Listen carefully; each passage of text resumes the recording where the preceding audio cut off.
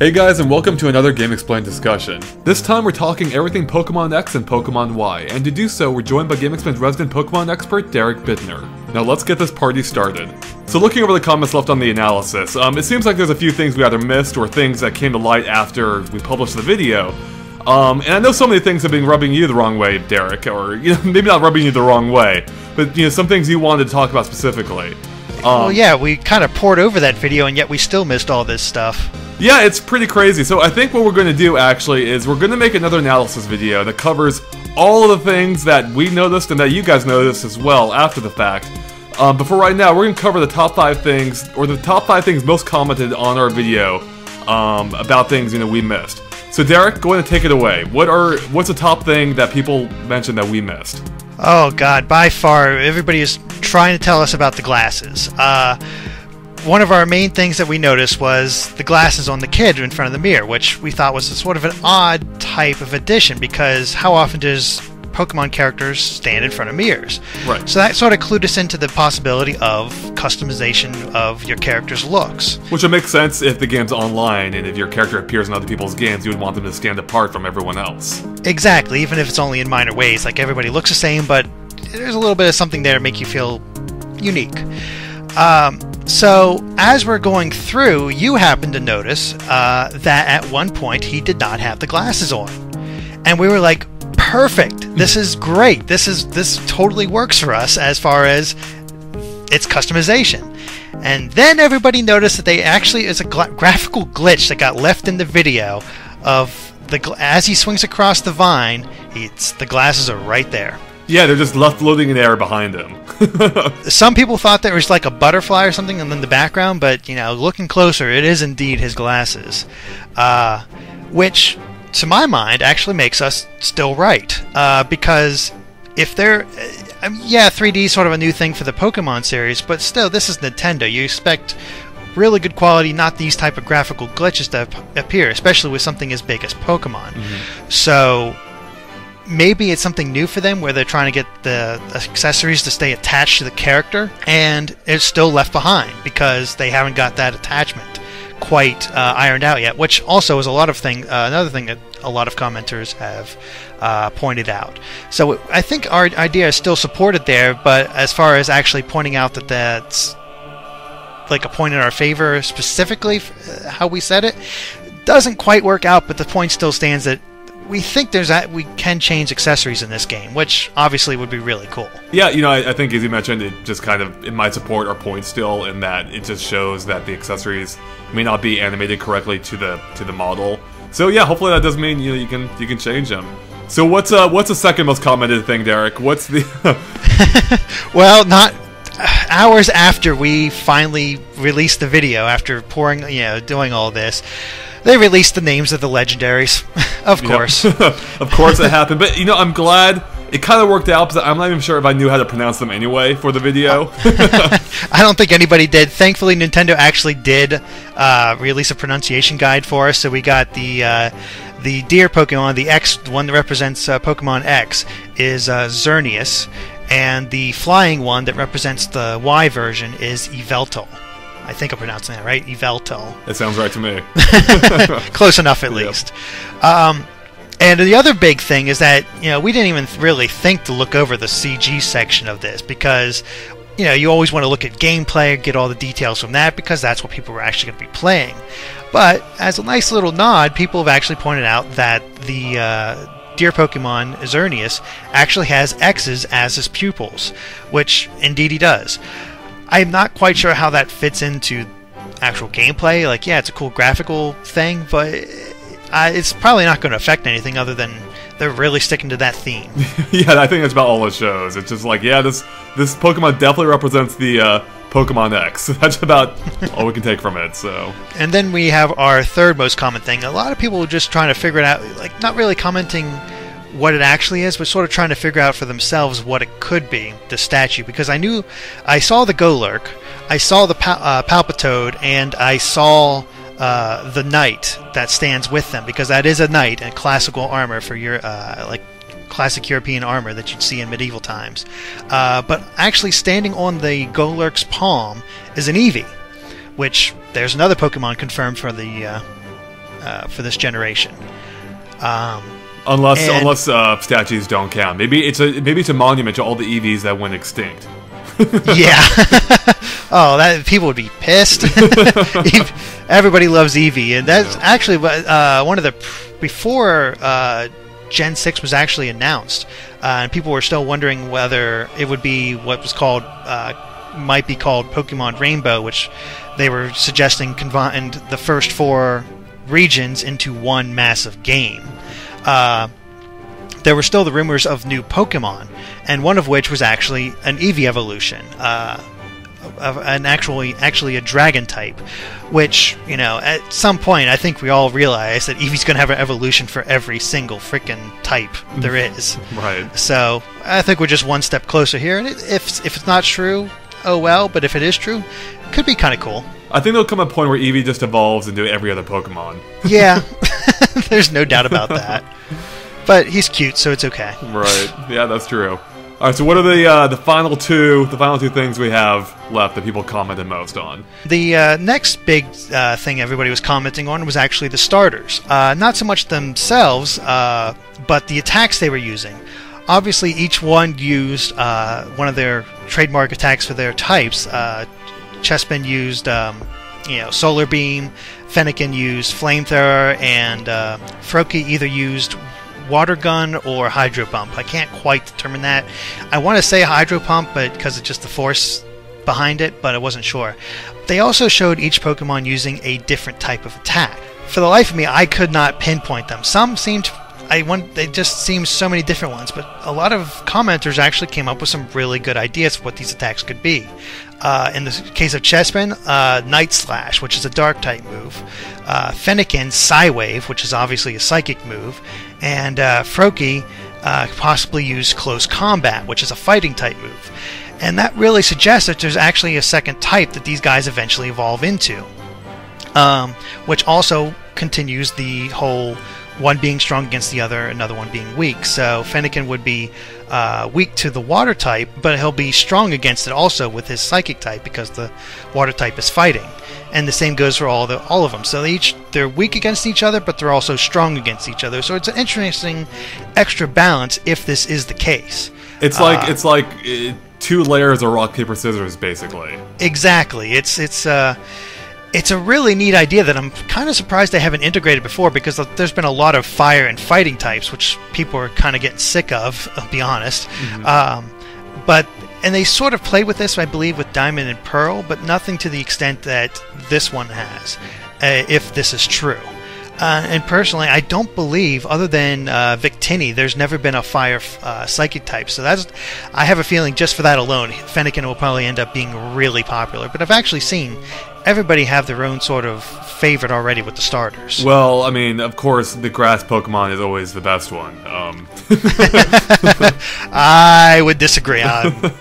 All right. And so, what's the fifth thing people commented on the most in regards to the analysis? Well, it's sort of like a fan theory almost, which kind of makes... It's like fan fiction? Yeah, almost, because, people like to go wild with these thoughts, and a lot of it actually was derived from our pointing out the DNA symbol, the chromosome symbol, in the Japanese Pokemon title. Right. And they sort of started going down a line of possibilities for why they're showing these chromosomes. Other than just X and Y chromosomes for the starters, or for the legendaries, I mean. And basically we just sort of steamrolled until they started thinking, well, what if we can sort of splice together our Pokemon? So rather than including just a bunch of new actual, regular type Pokemon, being able to take, like, let's say a Pikachu and splice its DNA together with Charizard. That'd be awesome. I'm sold. Which would admittedly be really awesome, and the possibilities would become essentially limitless. Right. Especially with so many in there. Will it happen? I'm inclined to say no, but it's so crazy that you might actually want to see it, because there's been fusions of monsters and all kinds of other monster-based games where you collect monsters, train them, and all that. You can fuse them together for stronger ones. And Pokemon's never done that. Well, but Pokemon has had, though, didn't they have the mating system, however, where you can, I guess mate two Pokemon together and have a kid Pokemon? Yes, you get a Pokemon baby, which you could sort of like carry over stats, attacks, and stuff like that, but this would be almost like a step further, where the visual design actually changes, and you can sort of create your own types, and the possibilities for it would truly be incredible. But whether it actually happens, I'm inclined to not think so. But if they actually are able to pull it off, that'd be something. Yeah, no, I agree. I mean, if they change the visuals for every Pokemon, that seems like they'd either have to use a like really cheap way of doing it, like just slapping a Pikachu's head on a Charizard or something, or maybe ignoring the visual aspect, maybe having it just appear like one of the other Pokemon, or like either one of the Pokemon, and then just having its stats change. Yeah, because when you're mating Pokemon, they had to be the same type of Pokemon still, right? Like it's the same. No, you could as long as there's a male and a female, you can mate any two together. But the combination sort of dictate what kind of stats you get from them.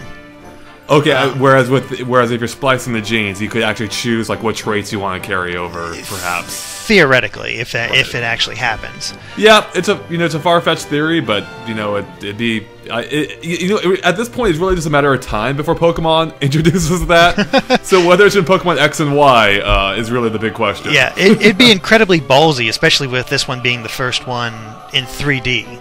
Right. Yeah, that's definitely true. But I guess that's as good as any segue into our general impressions of the game. So, Derek, obviously you're the Pokemon master here at GameXplain. Hardly. No, you definitely are. I dabbled, played the first generation, of course, a bunch when it came out, but I haven't been able to really get back into it since. I've dabbled, for maybe an hour or two in a couple of the games since, but I've been largely, out of the loop, for, 15 years now, almost? Oh, gosh, I'm not even sure. But, so I wanted to talk with you about, your general thoughts on what we've seen so far at Pokemon X and Y. So what are your surface level impressions so far of what we've seen? Well, I gotta say I'm impressed. For a first effort into 3D, it's really mixing the old style of the games with this new dimension, so to speak, very well. It's still, I don't think we're getting true 3D as in being able to move in any direction. Looking back at the footage, the way your character turns in the forest at one point is still that very stiff grid-based sort of movement, which is fine. I mean, it's baby steps, because the graphics here are really impressive, especially if they're able to pull off this style for every single Pokemon, and we're gonna have at least 700 at this point. Yeah, the sheer scale of that is pretty impressive. Like they're gonna have basically like 700 full models, unless they pull like an original Pokemon Stadium, which never came out here, only the Japanese one, where I think they only had like something like 40 Pokemon models, and I believe if you imported a Pokemon that wasn't in the game, like I think they had like a Pokemon model for every major Pokemon type, but not the evolutions. So I think if you imported one that would say a Bulbasaur, he would appear as a Venusaur or something. No, I'm pretty sure they're not going to do that here. But no, they would face rioting. Yes, they would. But no, the art style is, I totally agree. Like, it looks completely different from anything that's come before as far as Pokemon's concerned. And it just looks, vastly different, and it looks, I think, really good. But it's interesting to me when you mention the, when you go back and look at it, that it's still the grid-based movement, it seems. It's not something that jumps out at first glance. And that actually kind of reminded me that when I first saw the trailer, I'm like, damn, this game looks a lot different. Like, it's still Pokemon, but it looks like they're really changing things up. But after going through it with you for the analysis, I've come to realize it's like, no, it's really still just Pokemon, just with really new visuals. Essentially, which isn't necessarily a negative at all. No, it's just that there's a reason the series lasted so long, even with just, as some would claim, just minor changes. Right, exactly. I just thought I guess I think it's interesting from a couple perspectives and how different it makes the game look just by changing the visuals, but also that the game is still really the same core game we've been playing for since Generation 1. Mm-hmm. So what are your thoughts on that? Assuming what we've seen is indicative of how the actual game's gonna fully turn out, do you think there's enough change there besides the visuals, or do you think the core gameplay is strong enough to just keep going and whatever minor changes they introduce will be enough to? Yeah, it's really difficult to say with just this 2-minute trailer because we really didn't get to see as much as we would like, but they've been on a roll ever since the original Black and White, in my opinion. They found a balance between the new and the old that just makes things pop, and especially came clear with Black and White 2, which, like I said in my review of it, is probably my favorite Pokemon since Gold and Silver. Mm-hmm. It was just that good. It had a great combination, and that's what I noticed with this one also, is that they have a great combination of new stuff as well as classic Pokemon, but also new Pokemon. So you're sort of getting a nice balance between it all. And the thing I'm most relieved from just watching the trailer, unless they sort of using editing tricks on us, the battles are nowhere near anything like the Pokemon Stadium games, where it would just take forever. The animations were so slow. You'd get bored by the end of it. I mean, it was cool seeing your Pokemon fight in 3D for the first time, but going back, it's a very, very slow game. And just looking at the way the trailer was edited together here, battles seem a lot more fast-paced. The graphical details in the Pokemon themselves, seeing their facial animations change as they get hit or as they perform an attack. It's like, graphically, yes, it might still be holding very closely to the basic formula of Pokemon, but they are really pushing the graphics forward here, and I think it will be enough. I think a lot of people will be satisfied with what they get here.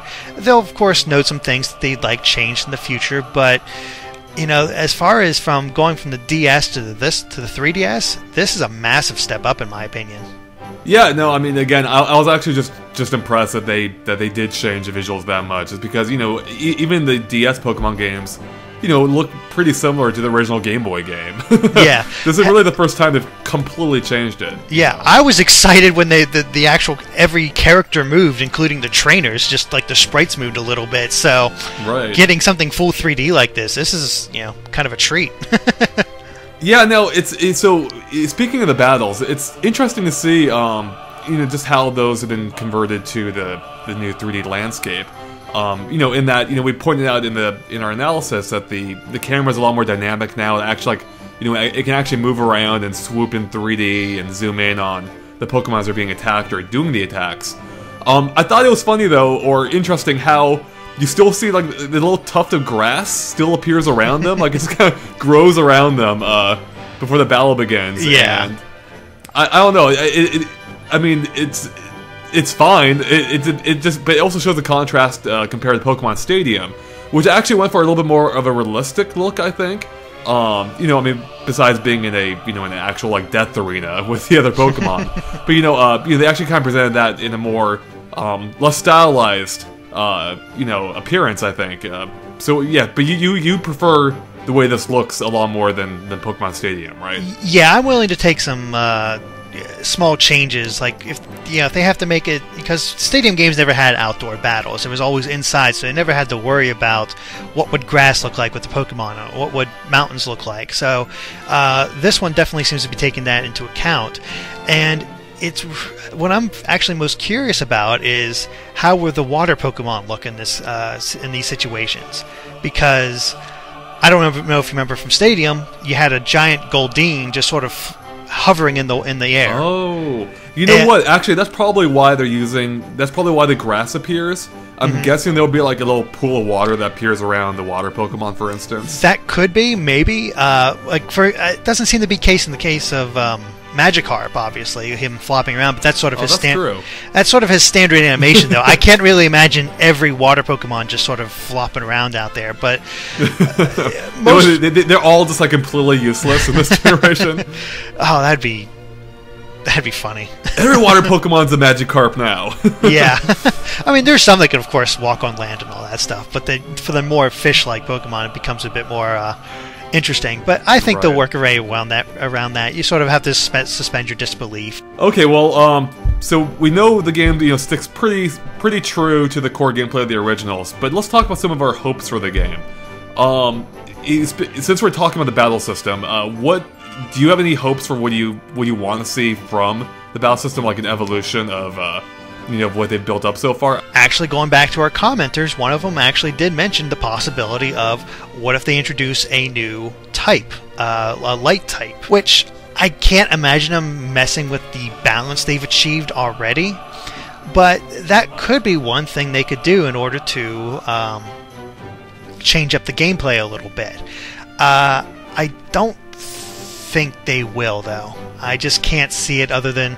I mean, they could definitely surprise me with a few of the additions, but I'm not seeing anything that really... I think they're definitely focusing more on how the battles look and the pace of the battles, more so than the actual mechanics of them.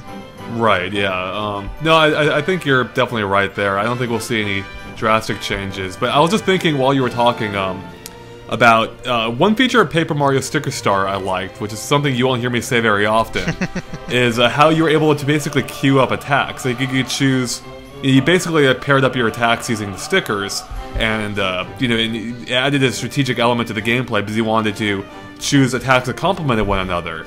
And I thought that'd be something that could be interesting for Pokemon to adopt. Where maybe you could choose a couple of attacks at a time, or have them paired. I mean, I guess it's basically how the double combat works, right? But maybe on a per Pokemon basis. Yeah. It could work out like something like that, but the thing that first comes to mind when you mentioned like queuing up attacks, I don't think like multiple attacks being used in one turn, and I can't even see this happening with this generation, but once they get to a better use of 3D and something a little bit more powerful, being able to queue up like actions for your Pokemon to take, not like attacks, but using the environment to their advantage, sort of like how the anime does. Now, of course, this is a lot of pipe dream talk, but it'd still be interesting if you could queue up actions for your Pokemon to take, sort of like a strategy game almost, to sort of set up yourself better. So, for example, you're fighting against a type that's weak against lightning attacks, and you push them into have your Pokemon like tackle them into the water nearby, and then use an electric attack on that water. That's actually a really interesting idea. And actually, that is actually something they could adopt from the card game, actually, because in the Pokemon card game, you have the arena cards, which change, which basically changes an overall property of the battle, whether it's like giving everyone a stat boost or something of that nature. And I wonder if that's something they could do for Pokemon, like. Have kind of like with what you're saying, you have different environments, and maybe it doesn't have to be on the same level as obviously a tactical RPG or something where you're moving your characters around, but maybe just have some kind of overall condition that that changes a battle. Like, for instance, if you're in a volcano, what if your Pokemon like can overheat, or maybe their HP slowly depletes, and you have to keep on top of that, from the heat. So yeah, exactly, and that's actually some of those elements were introduced with Pokemon Conquest this last year, which was the strategy RPG, and nothing major, but if they could sort of integrate those attack systems somehow, that would be a way to sort of really change up the battle system. Yeah, definitely. But like I said, I'm not expecting that at all. Now, what would you think about if? What if they introduced a real-time, or not a real-time, but a more active combat system, similar to Chrono Trigger? This is going way back, where or like a ton of 16-bit RPGs, where your characters actually, build up their stamina, and they can't attack until they fully build that up. Would you think would that be a good addition to Pokemon, where you actually have an actual proper stamina meter as opposed to simply taking turns? It could be very interesting. Actually, what first came to my mind when you said something like that was, I don't know if, I doubt you played this, but I tried out the demo for Ni no Kuni, which has your character still using a list of attacks as far as selecting them. Like, it's still like menu based, but you could still physically move your character around a battlefield and sort of set yourself up so you could, but just by moving, you could dodge enemy attacks and get yourself into better positions, or like you see them building up for attack, you quickly switch over to the defend menu and he'll defend for either a set amount of time, or you can cancel it quickly so you can go back on the attack. And I think a system like that would actually work pretty well for a full 3D Pokemon game. Will it happen for a 3DS? I don't think so, but if we could get it for the console, finally, that would be awesome. Yeah, no, I totally agree. I mean, again, I feel like it's just gotta be a matter of time before Pokemon comes to the console. Or, yeah, I mean, there would definitely be a Pokemon on the console, on the Wii U in some way. Yeah. Just, you know, it's just who knows what form that might take. So what do you think about the location, Derek? You know, in our analysis, we pointed out that it appears to take place in France, if not Europe, you know, as a whole. And we know that because, you know, the Pikachu starts off at the start of the trailer on the Eiffel Tower, what appears to be the Eiffel Tower. And then we can see what seems to be the Pokemon universe's version of the Eiffel Tower in the game itself, which suggests, you know, a completely different setting from what we've seen before. Do you think that's a good, you know, do you agree with that? And how do you think that'll work in the game? Do you think that's a good place for Pokemon to go to? Honestly, yes, I do. Because, you know, of course, with Pokemon going much more, you know, it's a very worldwide phenomenon, so let's give Europe some love. But I do think, I wanted to say when I first started looking over this stuff, Europe in general, but the closer I started looking at it, I'm almost positive this is a Paris setting.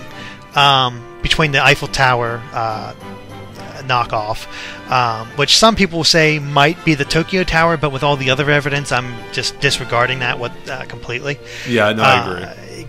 Because when Japan had traditional knights in statues, that's my second point. The traditional knight that appears with the Golurk, Eevee, and Palpitoad, and then that mansion next by, and the style of the other buildings in general. That's just, I look at that and I think Europe, and it's and as we were looking over stuff for our analysis vid, I sent you that picture of that one castle, and it looks just like it. Exactly, it was on a lake. It looked exactly like it, save for the statue and the bridge. It was It was literally like the windows matched. It was amazing. And then which actually almost further convinces me that this is going to be based on Paris is that I found an old map, an old aerial map of Paris, sort of circular in nature, and it just looked like if you sort of spread out those villages, spread out those buildings, made each one a little bit of a town. You know, there's a nice big river that goes down towards the right side of it. There's your water location for your water Pokemon, because they've been sort of ever since the third gen, they've been sort of luring the emphasis on water locations in the Pokemon games, and it just fits so well, and I think it would make up for a cool location. It's definitely a different feel than any of the previous games. Yeah, no, I totally agree. And you know, it's from what I've seen. I've never actually been to Paris or France, but you know, it seems to be a beautiful country, and it seems like a setting perfect for Pokemon to explore, especially in on a system that can do justice to these environments, and with an art style that can also do justice to these environments. All right, well, do you have what are your final thoughts on Pokemon, Derek? On a scale of 1 to 10, how excited are you for Pokemon X and Y? I'd put myself at a 9. I'm very excited after playing Black and White 2. If they're working, if this is actually the full project they were working on, whilst I had some other people working as Black and White 2 as a side project, that makes me really excited. And what I've seen so far does make me think they're really pushing for a true evolution of the series. Yeah, no, I totally agree. I'd probably peg myself at maybe a 7 on that scale. Only because, you know, I really loved Pokemon when it came out, but each one, I tried giving it a try, or I tried, getting into it, and, it always just felt like more of the same to me, and it looked like more of the same. at least this time, you know, it looks a little bit different. And I am actually, you know, very much interested to see more and actually try it. You know, because I usually, every time I'll start off a Pokemon game, I'll be like, oh, this is really fun, I'm having a great time. Then, like, you know, I'll put it down, you know, later on that day, and I'll try to come back to it, and I just never want to play it again. Yeah. So hopefully that changes. But you know, what they've shown off so far is very interesting looking, and I do want to see more. Yeah, with any luck, we'll actually get to try it out at E3 this year. Yeah, and that's only 6 months away. Exactly. It'd be crazy for them not to show it at E3 with it coming out in October. Actually, yeah, I mean, it almost definitely will be there, so that's a good point. Alright, well, thanks for joining us, Derek, and talking about Pokemon some more with us. And thank you guys for watching. You know, make sure to stay tuned to GameXplain.com for more on Pokemon. We're going to have another analysis coming up very soon with some of the details we talked about today and even more that we didn't talk about. Alright guys, thanks for watching. Bye.